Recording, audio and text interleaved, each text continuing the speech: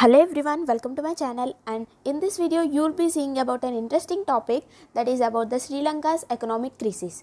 We already know that the Sri Lanka situation is literally bad due to its heavy economic crisis, and there is no food, water, electricity and nothing available for the people of Sri Lanka. So today you will be seeing the reasons behind this horrible economic crisis of Sri Lanka. So if a country did not have sufficient money to rule their country, they'll borrow or debt the money from their banks or any other big international banks. So when it comes to Sri Lanka, it's actually the same.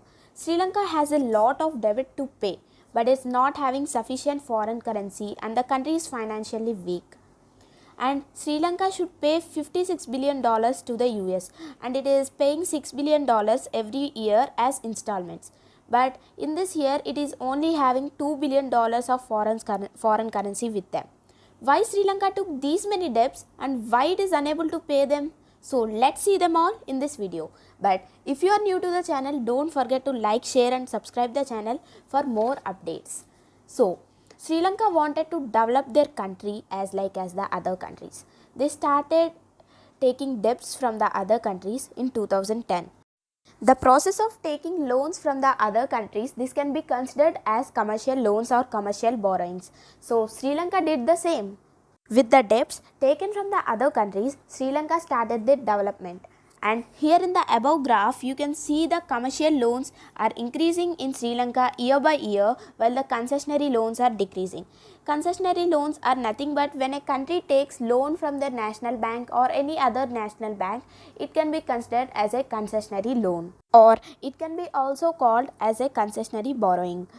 Before 2010, Sri Lanka used to take the concessionary loans as they will be having less interest, which is 1% per annum, and more repayment time, and Sri Lanka thought it would be easier for them to take more concessionary loans and repay them easily. But as soon as the time passed, they started taking the commercial loans from the other countries. For the commercial loans, the repayment period will be less and also the interest will be more when compared to the concessionary loans. In concessionary loans, the repayment time will be more and also the interest will be just 1% per the annum, while in commercial loans it will be 6%. The help of the commercial loans took from the other countries, Sri Lanka started developing their country by building new projects, and they also built the Hambantota port, which is one of the second biggest port in their country. And slowly these debits became tough to clear as it took many more debits and it is having less foreign dollars to repay them. After days passed, in 2017, the Sri Lanka sold 85% of shares of Hambantota port to China. And here comes a fun fact. This Hambantota port was built by taking debt from China, and again to clear the debt, it sold 85% of share to the China. The other reason is that in 2019 in Sri Lanka, many bomb blasts took place in churches and luxurious hotels. In those bomb blasts, 269 members died while 45 members are foreign citizens in them. Those 45 members' native countries told their certain citizens to not visit Sri Lanka. With this, the tourism to Sri Lanka got down. And also the COVID-19 pandemic in 2020 financially affected Sri Lanka a lot. And in 2021, Sri Lanka suddenly stopped import of chemical fertilizers and told its farmers to use natural fertilizers and pesticides.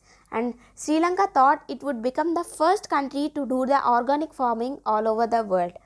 But due to this, the crop cultivation became less. The farmers stopped cultivating with natural pesticides as they are resulting to less crop production compared to the chemical pesticides. And slowly the crop production became zero in some areas, and no groceries in shop, and no food and nothing available in the shops of Sri Lanka. And then the food crisis started. Due to this, people in Sri Lanka is not even having a single fruit or vegetable or no proper food. Cost of food rises to the skies. The situation is like a common man cannot afford the food with such high cost. Sri Lankan government is again taking the debts to clear old debts and import the food to their country from other countries. So this led to the food crisis, and clearing the debts became a big burden to the Sri Lanka. So these are the reasons which led to the horrible economic crisis and food crisis in Sri Lanka. So if you like this video, please like, share and subscribe my channel, and thanks for watching. Bye.